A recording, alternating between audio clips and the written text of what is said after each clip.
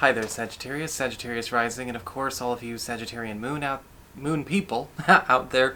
This is your weekly astrological and card horoscope for the week starting February 24th, 2020. And just a quick reminder for everybody out there, should you ever wish to get a session with me, you do need to go on ahead to my website. It's called integrativemysticism.com, or of course you may also just follow the links below. So what is going on when it comes to your astrology over the course of this coming week? Well, on Tuesday we actually have Mercury, currently retrograde, conjunct the Sun, both occupying Pisces, your fourth house of home and family. And when we have Mercury retrograde conjunct the Sun, whether we want to or not, there's an opportunity to go back and revisit the past as it relates to a familial or maybe a home matter that we get a chance to either redo, revise, correct, or maybe even redefine.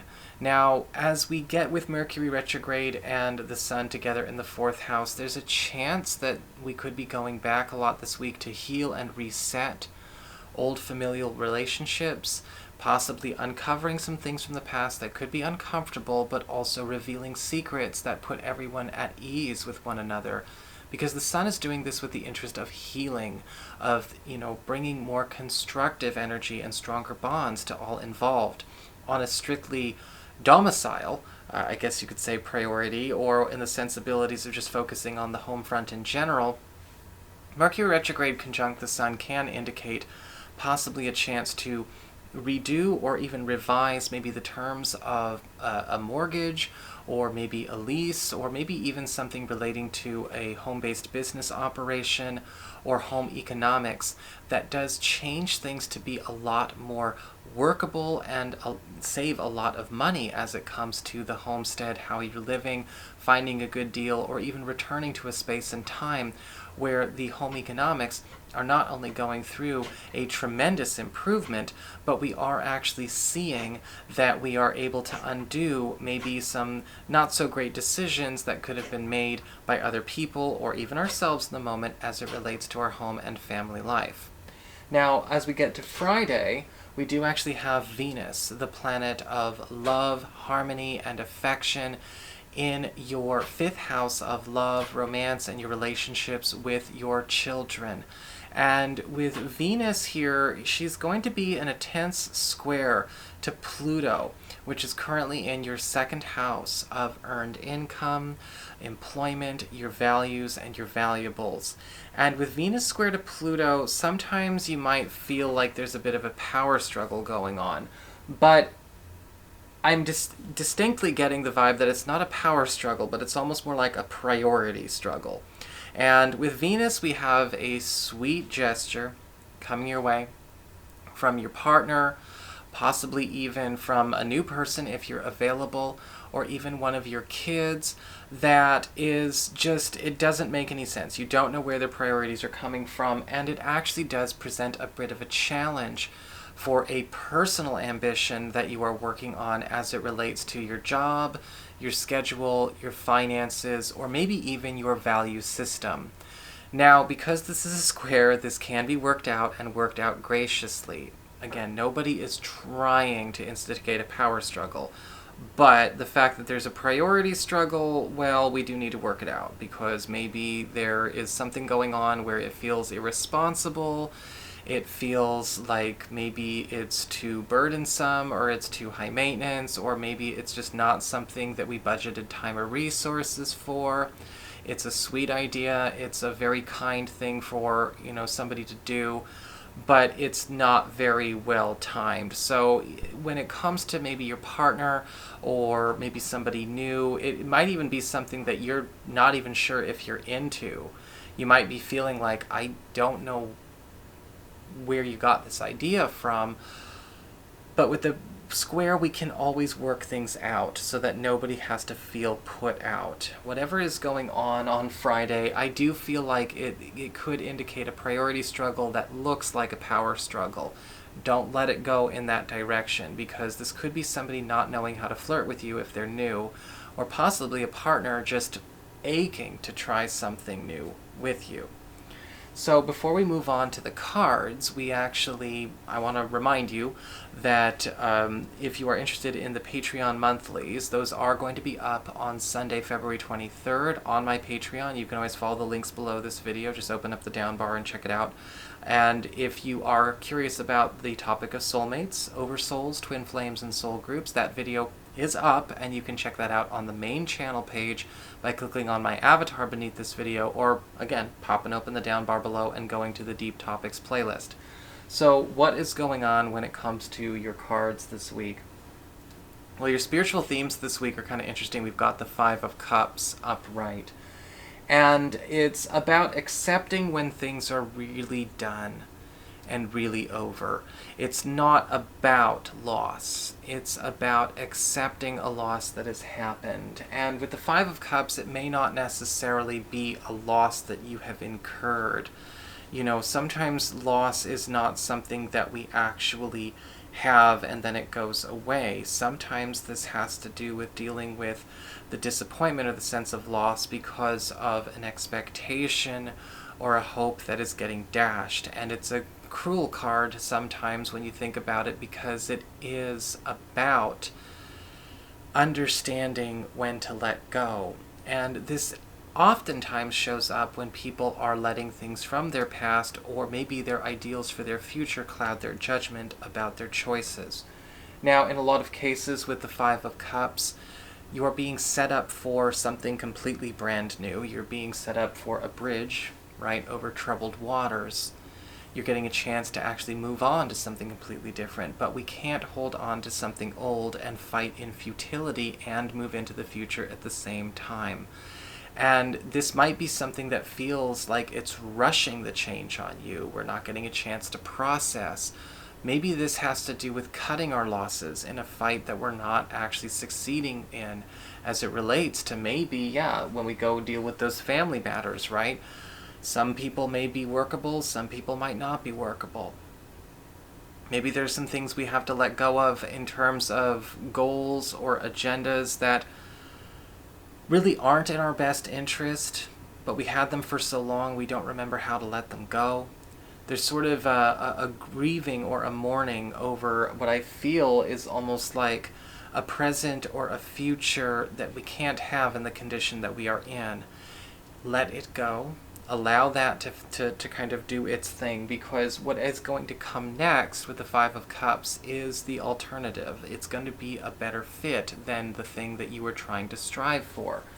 On the influx, what comes in, we actually have the Two of Cups in reverse. And again, we are dealing with some priority imbalances. I'm not seeing power battles, but priority battles. And the Two of Cups reversed often will show up where maybe relationships or close one-on-one connections, friendships, or again, even family are mutually tight and invested in each other, but they both want to see this thing go another way. We can't agree on how to navigate this connection. We can't agree on how to steer this dang ship. And with the Two of Cups reversed, a lot of it has to do with usually both people, or however many people are involved. It is the influx card, so it's affecting all areas of your life.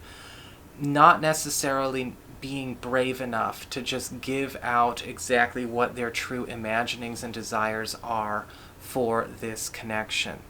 Whether it's a business partnership, a romantic partnership, whatever. Usually with the Two of Cups reversed, both people are still trying to make a relationship or make a connection happen or make something work based on an external example. I want the thing I saw on TV. I want the thing like I read about it in that book. I want the relationship that those people have down the street. I want to have the business that those guys started down the street. The Two of Cups reverse is indicating it's time to stop emulating, time to stop copying other models, and get real with yourselves. If you want to have a close, tight relationship, you should be safe to show what exactly you really want. And if you don't know what you want, then don't try to steer it into a direction that's actually an external example and not from your inner truth. When it comes to the outflux, what's going away, we actually have the Four of Swords in reverse. Things are going to slow down for you this week, and I think that might be a good thing. The Four of Swords in reverse is leaving is indicating a period of high stress, high anxiety, high kinetic energy is starting to come to a bit of a lull, and you're noticing that a lot more people are being a lot more reasonable. There's a lot more structure going on for you. If it's felt like the first couple of months of this year have been maybe very chaotic, the energy's been very up and down, I think you'll be very happy for that.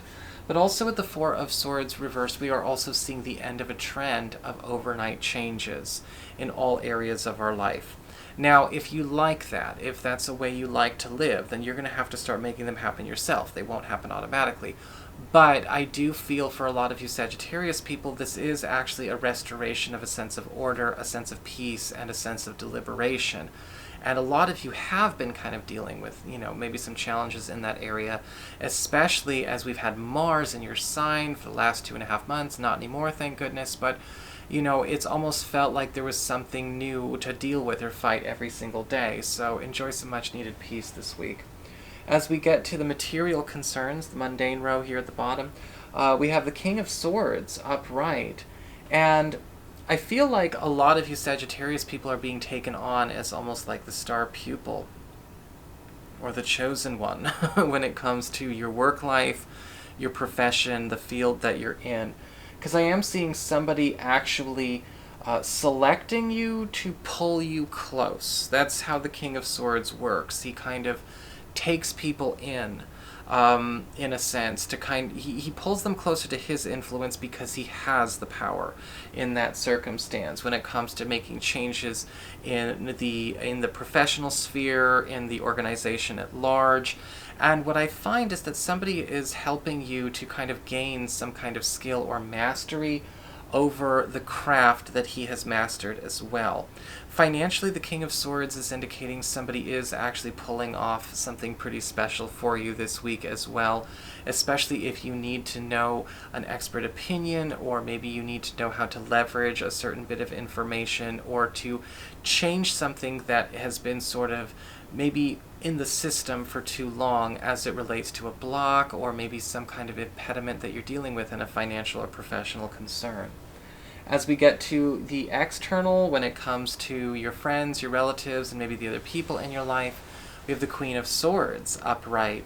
And a lot of you Sagittarius people are going to be finding that there is kind of a very stern protector stepping up into your space this week. And I'm actually feeling like this Queen of Swords is somebody who is helping you actually solve the unsolvable as it relates to a concern relating to either friends or family. This is not somebody who pulls punches, however, so be careful. This person is not going to handle whoever you need the help handling with kid gloves. And I kind of feel like with the Queen of Swords upright, very much like the King of Swords, she's kind of showing up as backup, as assistance to help you take on a challenge or take on a problem that is, very complicated, very much overcomplicated in a way, because I'm almost wondering if she's kind of coming in as sort of the final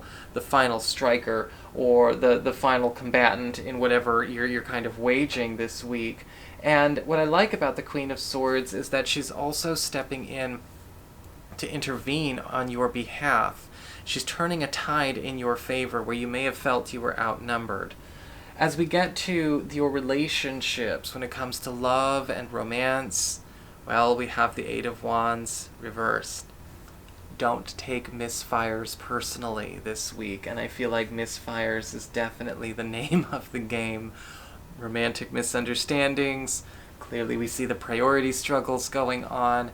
The Eight of Wands reversed is showing up here where things in your love life are not necessarily going, in a negative direction. But when it comes to partners, whether they're here or if you're available, there's new people, of course. There's something going on where a person is maybe struggling to really get to the core of your true love language. And with the Eight of Wands reversed, it also has to do with the fact that I feel very strongly that your partner or this new person is just really finally at whatever age they are, getting to the truth of who they really are as well. And it's going to take some growing pains, but they want you along for the ride. They are definitely interested in keeping you there. They're finally finding their voice, however. They're finding their presence. They're finding their true expression. But with the Eight of Wands reversed, you know, as my friend Marina says about her husband, thank God for that ass. Because sometimes they will make mistakes. So I hope you found this helpful. If you did, don't forget to like, share, and subscribe. You know I appreciate it. And if you ever wish to get a session with me, just go on ahead to my website. It's integrativemysticism.com.